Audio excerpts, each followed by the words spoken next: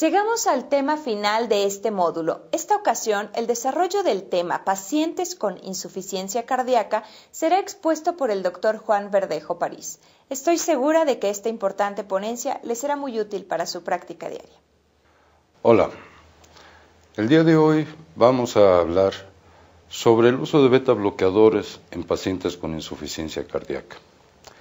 Cuando nosotros hablamos de beta bloqueadores en insuficiencia cardíaca, es hablar sobre un tema que estuvo en un momento dado prácticamente vedado dentro de la terapéutica cardiovascular.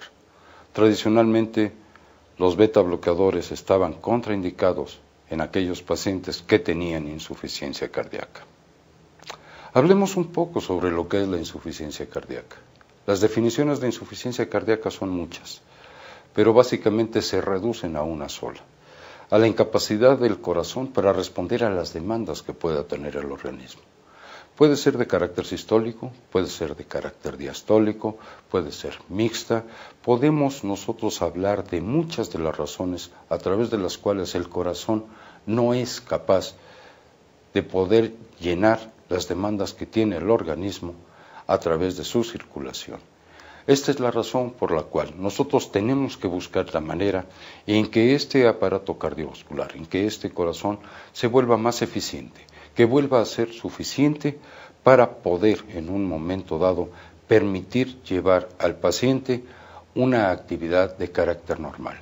Quizá no con requerimientos extremos, pero sí en un momento dado que pueda desarrollar sus actividades de carácter cotidiano sin limitación y al mismo tiempo evitar el deterioro progresivo que pueda tener la fibra miocárdica.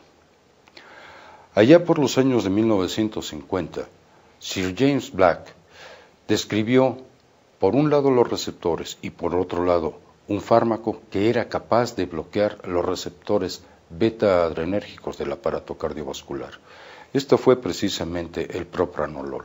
Años después, estos descubrimientos del Dr. Black le servirían para que le fuese otorgado el Premio Nobel de Medicina.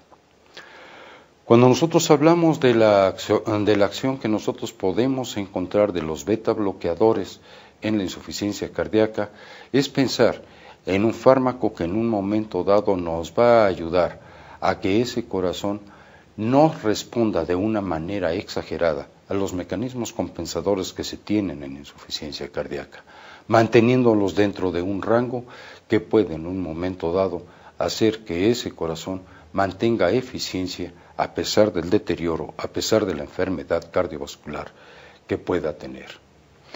Valga la pena recordar un poco cuáles son los sitios de acción que vamos a tener desde el punto de vista farmacológico en el corazón.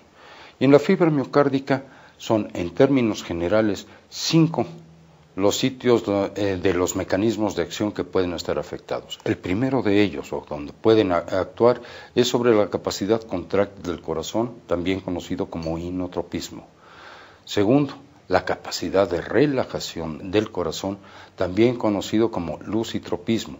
Esta capacidad para poderse volver a expandir, llenar nuevamente de sangre y poder generar la fuerza de contracción inicial para poder expulsar su contenido.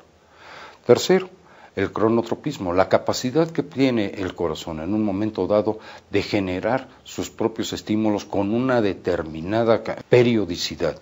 Este tiempo que nosotros lo conocemos en términos generales como la frecuencia cardíaca y que también se ve afectada tanto por los mecanismos compensadores que puede tener el corazón como por aquellos fármacos sobre los cuales nosotros vamos a tratar de regular esta misma frecuencia cardíaca.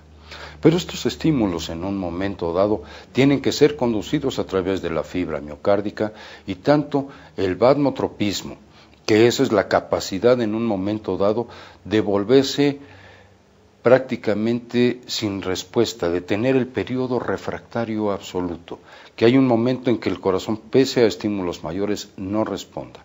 Y segundo, que se puedan conducir estos estímulos, bien conocidos a través del fenómeno y de las características electrofisiológicas del corazón, son los sitios donde van a actuar primordialmente las sustancias de las cuales estamos hablando el día de hoy, que se denominan bloqueadores beta adrenérgicos o beta bloqueadores. en cada una de estas características. Los beta bloqueadores harán que se reduzca cada una de estas características funcionales que nosotros vamos a tener en el corazón.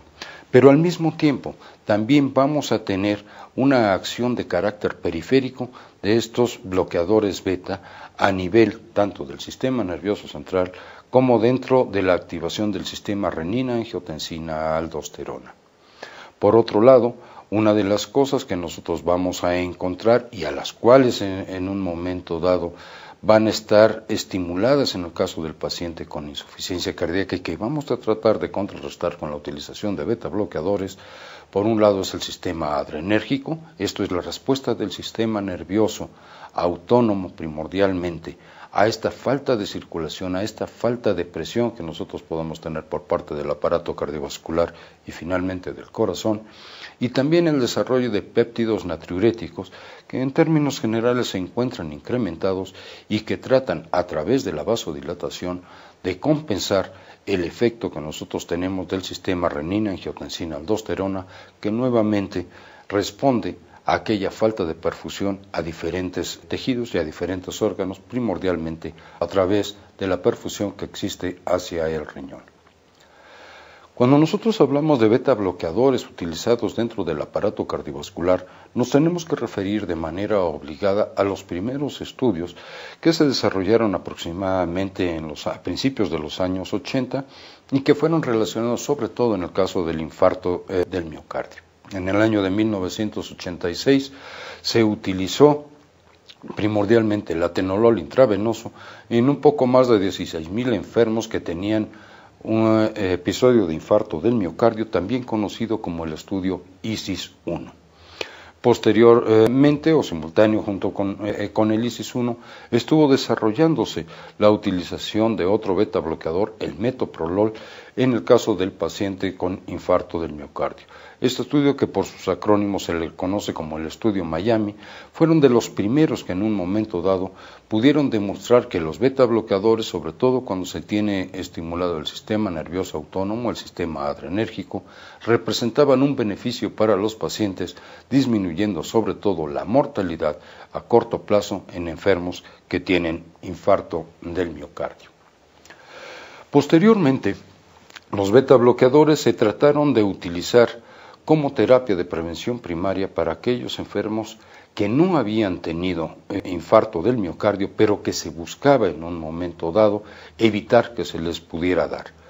Los estudios de prevención primaria, y aquí tienen ustedes un resumen de 9 estudios que se llevaron a cabo a lo largo de los diferentes años para tratar de evitar el desarrollo de enfermedad cardiovascular. Desgraciadamente, en algunos de ellos los resultados fueron positivos, pero cuando se hace el análisis o el metaanálisis de este tipo de estudios, han podido demostrar que muy poco es lo que nosotros podemos hacer para prevenir la cardiopatía isquémica.